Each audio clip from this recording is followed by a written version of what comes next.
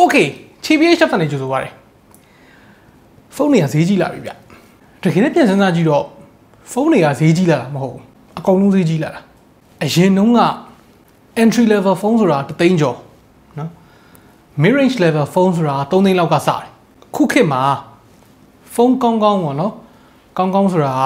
အရင်ထူးချွန်မနေဗျာစုပ်တော့မစုပ်ဘူးဆိုတဲ့ဖုန်းတစ်လုံးရဖို့အတွက်ကအရင်လို2သိန်းလောက်နဲ့မရတော့ဘူး3သိန်းခွဲ4သိန်းအဲ့လောက်မှစပြီးတော့ရလာပြီဆိုတော့အဲ့ဒီဈေးဝန်းကျင်ပေါ့နော်4သိန်းပတ်ချလဲဝန်းကျင်လောက်မှာ Huawei ရဲ့ Nova Y90 ကဘယ်လိုအနေထားမျိုးမှာရှိလဲ showcase မှာဆက်ကြည့်လိုက်အောင်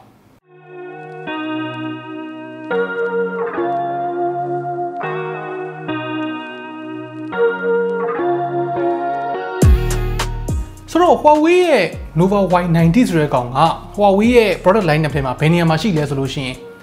သူက Y series ဗျာ Huawei ရဲ့အရင်တုန်းက entry level series ပေါ့နော်အဲ့ဒီ entry level series မှာမှ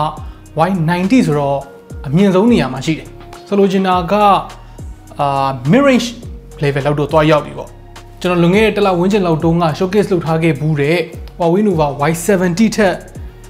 တစ်ဆင့်ပိုမြင့်တဲ့ကောင်ပေါ့တခြားဖုန်းတွေနဲ့တိတ်ပြီးတော့မတူသူ့မှာအားသာချက်တွေရှိတယ်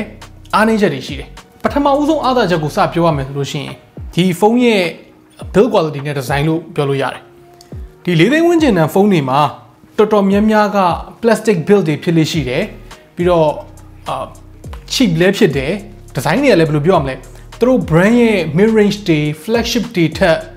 ပိုလှမနေအောင်ပေါ့နော်နည်းနည်းတစ်ဆင့်နှိမ်ထားရလို့ရှိတယ်ဒါပေမဲ့ Huawei ရဲ့ Nova Y90 ကြတော့အဲ့လိုဖြစ်မနေဘူးသူ့ကိုကြည့်လိုက်လို့ရှိရင်အဝေးကနေကြည့်လိုက်ရင်ပဲဖြစ်ဖြစ်အနီးကကြည့်ရင်ပဲဖြစ်ဖြစ်ပေါ့နော် entry level mid range level အဲ့ဒီဖုန်းတစ်လုံးလို့တိတ်ပြီးတော့မခံစားရဘူးသူ့ရဲ့နောက်ကျောဘက် back cover က plastic ပဲဒီ frosted glass ဆန်ဆန်သူတို့အထီးတွေ့ရအောင်လုပ်ထားတဲ့ plastic ပေါ့နော်တခုမိုက်တာသူ့မှာ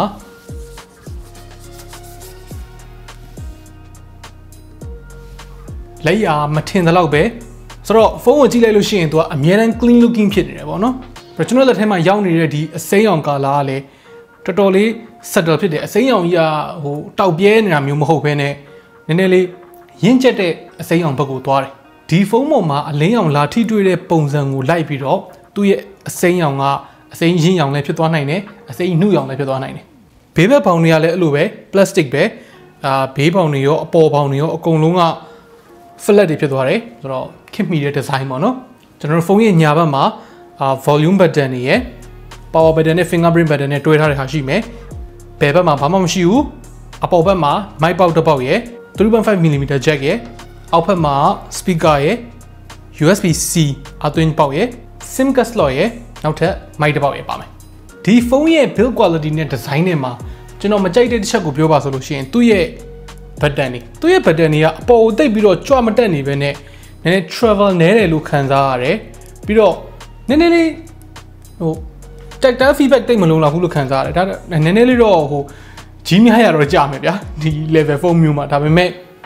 ဒီတဲ့ပိုကောင်းလို့ရသေးတယ်ပြီးတော့တခုပြောဖို့ကြံသေးတယ်ဒီအနောက်ဘက်က camera module ထားတဲ့ပုံစံပေါ့နော်ဒီ camera module က Huawei ရဲ့အရင်တုန်းက flagship တွေနဲ့ပုံစံသွားတူတယ်အဲ့ဒါကြောင့်မို့လို့လေဒီဖုန်းကကြည့်လိုက်တာနဲ့ဘယ်လိုပြောမလဲသူ့ထက်နည်းနည်းလေးပို့ပြီးတော့ဈေးကြီးသေးအောင်ခံစားချက်မျိုးကိုရသေးတယ်ပေါ့နော်ဒီ camera module ကိုအလဲမှာထားလိုက်တာဖုန်းကို symmetric ဖြစ်သွားစေတယ်ဒီဖုန်းရဲ့ဘယ်ဘက် channel ညာဘက် channel ကိုလုံးဝတစ်ထက်သေးပုံစံမျိုးဖြစ်သွားစေတယ်ပေါ့နော် okay ဒုတိယအားသာချက်ကသူ့ရဲ့ display လို့ပြောလို့ရတယ် okay ဆိုတော့ဒီနေရာမှာပြောစရာနှစ်ပိုင်းရှိတယ်ပေါ့နော်ဒီ display ကဒီဈေးမှာ specification အရအကောင်းဆုံး display မဟုတ်ဘူးသူက 6.7 inches 1080p plus 90Hz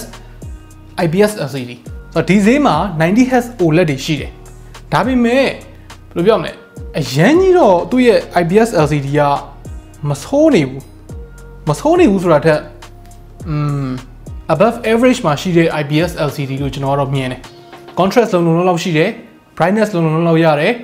viewing angle တွေလည်းအဆင်ပြေတယ်ပြီးတော့ဒီ display ကဒီဈေးဝန်းကျင်တန်ဖုန်းတွေမှာဆိုလို့ရှိရင်တော်တော်လေး screen to body ratio ကောင်းတယ်ဆိုလိုချင်တာသူ့ရဲ့ဘေးပေါင်တွေအပေါ်ပေါင်တွေကတော်တော်လေးကိုပါတယ်အောက်ဘက်ကချင်းကတော့နည်းနည်းတော့ရှိသေးတယ်ပေါ့နော်ဒါပေမဲ့ဒီ physical size နဲ့ဒီ display size နဲ့ရှင်လိုက်မယ်ဆိုလို့ရှိရင်တော့display ကတော်တော်ကြီးတယ်ဆိုတော့ဖုန်းကိုအရှိရကြည့်ရင်လည်းသူ့စိတ်ထဲနည်းနည်းဈေးပိုကြီးတယ်လို့ခံစားရသေးတယ် okay တတိယအားသာချက်ကကျတော့သူ့ရဲ့ battery size 9000 mAh ပါတယ်9000 mAh ဒီဈေးအားသာချက်လို့တော့လည်းမဟုတ်ဘူးဒါပေမဲ့သူများထက်နည်းနည်းလေးပို့ပြီးတော့တဆင့်ကောင်းတာဘာရှိမလဲဆိုလို့ရှိရင်သူရဲ့ fast charging เนาะ Huawei ရဲ့ supercharge 40 watt ကိုသုံးမိထားတယ် out of the box ဘူးထဲမှာတစ်ခါတည်းပါပြီးသားပဲဒီဈေးမှာတခြားကောင်းနေဆိုလို့ရှိရင်33 watt လောက်ထိပဲရမယ်ဗျဆိုတော့အားသာချက်တွေပြီးသွားပြီဆိုတော့အားနည်းချက်လေးတွေနည်းနည်းပြောရအောင်ပထမဦးဆုံးကျွန်တော်အားမရဆုံးအားနည်းချက်က stereo speaker မှာပါတာ stereo speaker သာပါလိုက်ရင်ဒီဖုန်းက multimedia consumption မှာတော်တော်လေးကိုကောင်းတဲ့ဖုန်းတစ်လုံးကျွန်တော် recommend ပေးလို့ရတဲ့ဖုန်းတစ်လုံးဖြစ်သွားလိမ့်မယ်ပထမဆုံးတစ်ချက် battery size ကြီးတယ်ဒုတိယတစ်ချက် display size ကြီးတယ်တတိယတစ်ချက် display ကဘောင်တွေကျင်းပြီးတော့ immersive ဖြစ်တယ်ဒါပေမဲ့ video တွေကြည့်တဲ့အခါမှာ stereo speaker မဟုတ်တဲ့အတွက်အသံတစ်ဖက်ပဲလာတာဖြစ်တဲ့အတွက် immersion ကိုနည်းနည်းပြန်ပြီးတော့ညှော့သွားစေတယ် okay မကြိုက်တဲ့အချက်ဒုတိယတစ်ချက်အဲ့ဒါကျတော့ဒီဖုန်းမှာ ultra wide camera မှာပါတာဟာဒါနည်းနည်းတော့ဒွိဟာတော့ဖြစ်စေတယ်ဘာဖြစ်လို့လဲဆိုတော့ဒီဈေးဝန်းကျင်ဖုန်းတွေမှာကင်မရာဆိုတာတိတ်ကောင်းလေးမရှိဘူးကင်မရာတိတ်ကောင်းလေးမရှိဘူးဆိုတဲ့အထဲမှာ ultra wide တွေဟာပို့ပြီးတော့မကောင်းလေးရှိတယ်မကောင်းလေးရှိတယ်ကောင်းလေးမရှိဘူးတူတူပါပဲဆိုတော့ ultra wide ကိုထည့်ပေးပြီးတော့မကောင်းတာကိုယူမလားလုံးဝမပါတာကိုယူမလားဆိုတော့ Huawei ကတော့ဒီနေရာမှာလုံးဝမထည့်ဖို့ဆုံးဖြတ်လိုက်တယ်ပေါ့နော်ဆိုတော့သူ့မှာကင်မရာ၃လုံးပါတယ်50 megapixel f1.8 main camera ရဲ့2 megapixel macro ရဲ့2 megapixel depth ရဲ့၃လုံးမှာတစ်လုံးက macro တစ်လုံးက depth ဆိုတော့ကျွန်တော်အားမရတော့သဘောပေါက်လိမ့်မယ်လို့ထင်တယ်ဆိုတော့ဓာတ်ပုံတွေကတော့ဒီလိုနေထားမှရှိတယ်သူ့ရဲ့ဈေးနှုန်းဝန်းကျင်မှာတော့ပုံမှန်ပဲလို့ပြောရမှာပေါ့နော်အရှိတုန်းကပြောခဲ့သလိုမျိုးပဲဒီဈေးဝန်းကျင်မှာကင်မရာကောင်းတာတော့တိတ်ပြီးတော့မမျှော်လင့်စေချင်ဘူး okay နောက်ဆုံးတစ်ချက်အားနည်းချက်ရဲ့လို့တော့မဟုတ်ပေမဲ့ကျွန်တော်အရင်ကြီးအားမရတဲ့နောက်တစ်ချက်ကသူ့ရဲ့ SoC သူ့ရဲ့ SoC က Snapdragon 680 တက်ကိုနည်းနည်းလိုက်စားတဲ့သူဆိုလို့ရှိရင် Snapdragon 680ဆိုတာဘယ်လောက်ကောင်းလဲဆိုတာကိုတော့တီမီခေါက်မိရှိလိမ့်မယ်ပေါ့နော်တကယ်လို့တီမီခေါက်မိမရှိဘူးဆိုရင်လည်းစိတ်မပူနဲ့ကျွန်တော်တို့ TBH Labs ကနေပြီးတော့ Snapdragon 680 SoC အကြောင်းကိုအသေးစိတ်လုပ်ထားတဲ့ဗီဒီယိုရှိတယ်အဲ့ဒါကိုတစ်ချက်သွားရှာပြီးကြည့်လိုက်လို့ရတယ်ဆိုတော့ဗျာအကြမ်းမြင့်အနေနဲ့ပြောရမယ်ဆိုလို့ရှိရင်သူ့ရဲ့ SoC ကဒီနှစ် mid range ဖုန်းတွေပေါ့နော် mid range ဖုန်းမှာနည်းနည်း entry level mid range ဖုန်းတွေမှာအသုံးအများဆုံး SoC efficiency ဘက်ကိုဦးစားပေးတယ် performance ကအရင်ကြီးမကောင်းဘူးဒါပေမဲ့ day to day usage မှာတော့အရင်ကြီးနှိကွေးလေးလံနေတာမျိုးတော့ရှိမှာမဟုတ်ဘူးပြောမယ်ဆို game မဆော့တဲ့သူအတွက်ကကောင်းကောင်းလုံလောက်တယ်ဒီကောက်မှာပါတဲ့ GPU က game တွေဆော့မယ်ဆိုရင်တော့တိတ်အားရမှာမဟုတ်ဘူးအထူးသဖြင့် competitive ဆော့မယ်ဆိုလို့ရှိရင်ပေါ့နော်ပျော်တမ်းဆော့တာလောက်ကတော့ရတယ်မရစရာမရှိဘူး okay ဆိုတော့ဒီလောက်ပဲဒီဖုန်းကဒီဈေးမှာနည်းနည်းတော့ထူးဆန်းတယ်သူများတွေဒီဈေးဝန်းကျင်မှာအားစိုက်လေးသိမ့်မရှိတဲ့ဒီဇိုင်းပိုင်းမှာအားစိုက်ထားတယ်